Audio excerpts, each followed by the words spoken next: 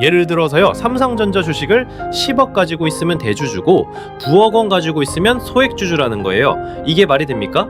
삼성전자 전체 시가총액이 400조 원인데 10억은 전체의 0.0003%도 안 되는 금액이에요. 이 0.0003%의 대주주께서는 이제 소득의 27.5%를 세금으로 내셔야 합니다.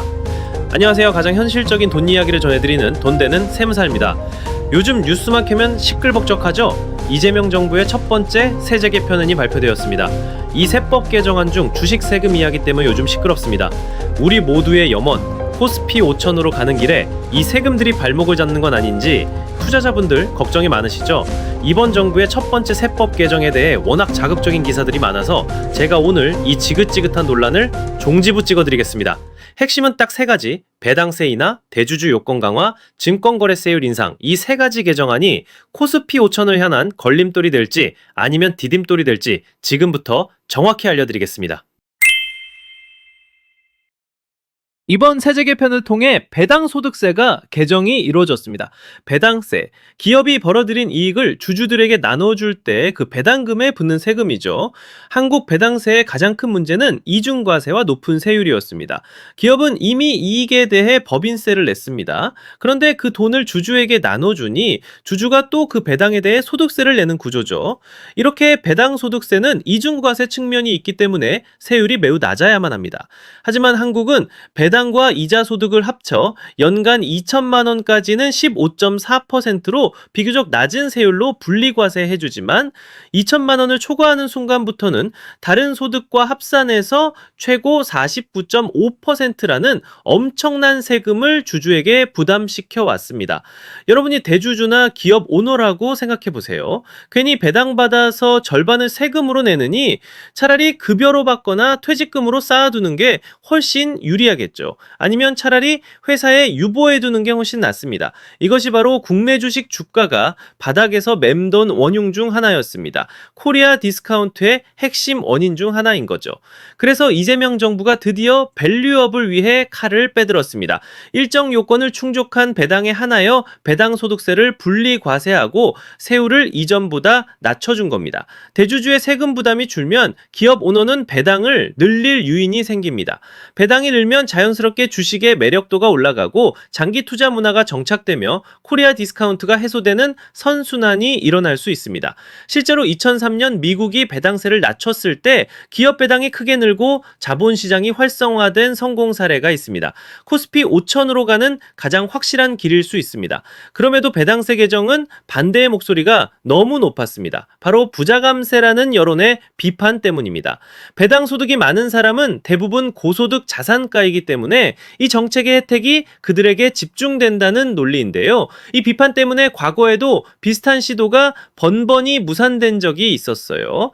아쉽게도 이번 세법 개정에서도 같은 이유로 당초 논의되던 20% 수준의 배당세율이 다시 상향 조정되었습니다. 하지만 여러분, 배당세 인하의 궁극적인 목적은 부자의 세금을 깎아주는 것이 아니라 기업이 주주에게 돈을 돌려주도록 만드는 것에 있습니다. 기업의 배당이 늘면 그 혜택은 국민연금 같은 기관 투자자에게도 돌아가고 결국 우리 모두에게 이익이 될 수 있습니다. 부자 감세라는 프레임은 나무만 보고 숲을 보지 못하는 겁니다. 이런 프레임을 넘어 우리 자본시장 전체의 체질을 개선하는 문제로 접근해야 합니다. 이재명 정부 이번 개정을 통해 배당세를 줄인 건 대한민국 증시의 선진화를 위해 매우 잘했습니다. 다만 당초 논의보다 높아진 세율은 너무너무 아쉽습니다. 추후 정부가 장기적인 관점에서 계속해서 배당세율을 낮춰갈 수 있다면 코스피 5천 달성은 생각보다 가까운 미래가 될 수 있습니다.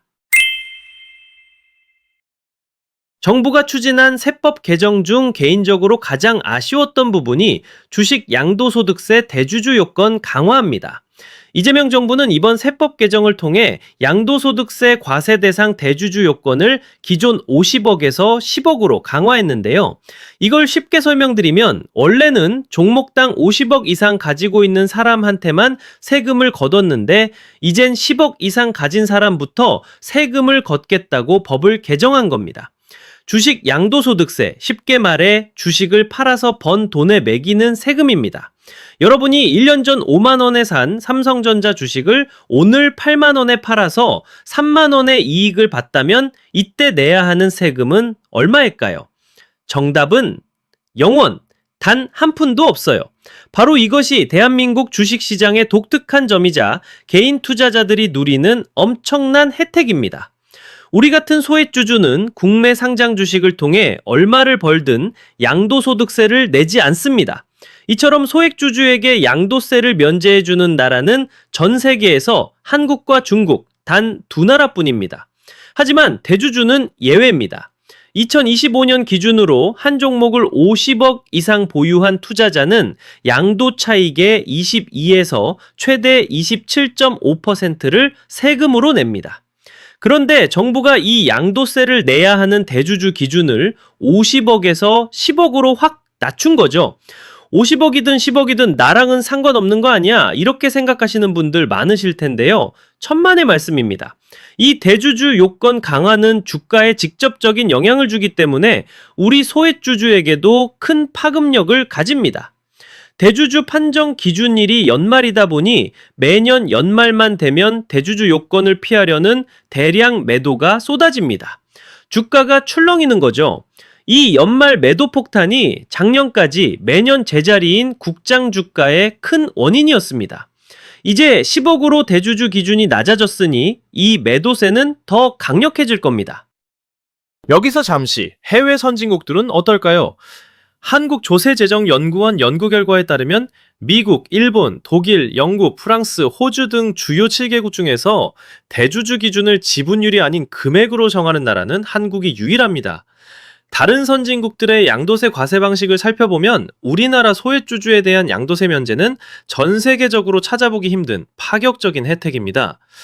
해외 투자자 입장에선 한국 주식시장이 세금 천국처럼 보일 겁니다. 이런 큰 혜택 때문에 대주주 기준이 10억으로 강화된다 해도 사실상 투자자 99% 이상은 여전히 양도세를 내지 않습니다. 이번 세법 개정으로 우리에게 세금적으로는 영향이 거의 없다는 이야기입니다. 진짜 문제는 바로 주가입니다. 삼성전자 주식을 10억 원어치 가지고 있으면 대주주고 9억 원만 가지고 있으면 소액주주라는 게 말이 됩니까? 삼성전자 시가총액이 400조 원인데 10억 원은 전체의 0.00003%도 안 되는 금액이에요. 이 0.00003%의 주식을 가진 대주주님께서는 이제 27.5%의 세금을 내셔야 합니다.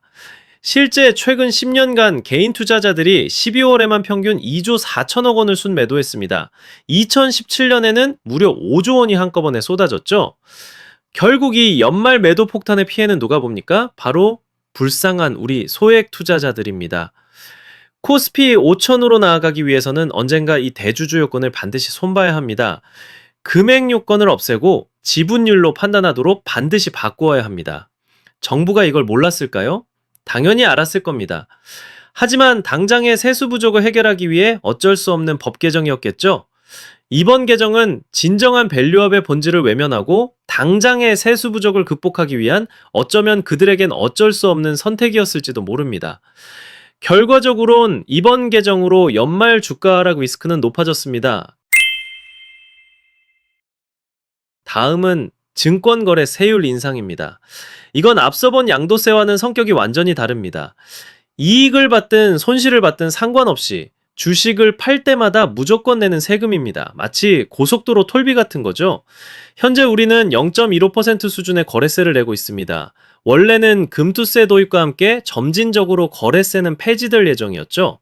그런데 금투세가 폐지되면서 정부는 부족해진 세금을 메꾸기 위해 이 거래세를 다시 올려버렸습니다. 문제는 여기서부터 시작됩니다. 미국, 일본, 독일 등 우리가 따라가고 싶어하는 금융선진국 대부분은 이 증권거래세가 아예 없다는 사실을 아시나요? 일본은 1999년에, 독일은 1991년에 이미 폐지했습니다. 왜일까요? 거래세는 이익과 상관없이 부과되기 때문에 투자자의 거래 비용을 높여 시장의 활력을 떨어뜨립니다. 특히 사고 파는 거래를 자주 하는 투자자들에게는 치명적이죠. 이건 시장의 혈액순환을 막는 모래주머니와 같습니다. 선진국들이 이 세금을 없앤 이유가 바로 이것입니다. 정부 입장은 충분히 이해됩니다. 금투세 폐지로 사라지는 연간 1.5조 원의 세수를 당장 메워야 하니 가장 쉬운 방법인 거래세에 다시 의존하려는 것이겠죠. 하지만 거래세는 명백한 글로벌 트렌드 역행입니다. 우리가 그토록 외치는 코리아 디스카운트 해소에도 정면으로 반하는 정책이죠. 코스피 5천 시대로 가기 위해선 이 거래세라는 낡은 유산은 반드시 청산해야 할 최우선 과제입니다. 오히려 이걸 없애지 못할 망정 올려버렸으니 앞으로 갈 길이 더 멀어졌습니다. 자, 오늘 이야기의 결론을 내려보겠습니다. 이번 세법 개정, 과연 코스피 5천으로 가는 길에 디딤돌일까요? 발목을 잡는 족쇄일까요? 제가 생각한 이번 세법 개정에 대한 평가입니다. 종합적으로 볼 때 대한민국 주식 세금 정책은 지금 매우 중요한 기로에 서 있습니다. 현 정부는 기업 밸류업이라는 명확한 정책 목표를 제시했습니다. 코스피 5천이라는 목표를 이루기 위해서는 단기적인 세수 확보에 연연하기보다 장기적인 자본시장 활성화라는 큰 그림을 보고 일관성 있게 정책을 추진해야 합니다. 거래세는 폐지하고 배당 확대는 과감히 유도하는 방향으로 나아가야 합니다. 개인적으로 이번에 참 아쉬웠다. 나라에 돈이 정말 없나 보다. 다음엔 제발 좀 잘해줬으면 좋겠다는 생각입니다. 여러분은 이번 세법 개정 어떻게 생각하시나요? 여러분의 소중한 의견을 댓글로 남겨주세요. 오늘 영상이 도움이 되셨다면 구독과 좋아요 그리고 알림 설정까지 꼭 부탁드립니다. 지금까지 돈 되는 세무사였습니다. 감사합니다.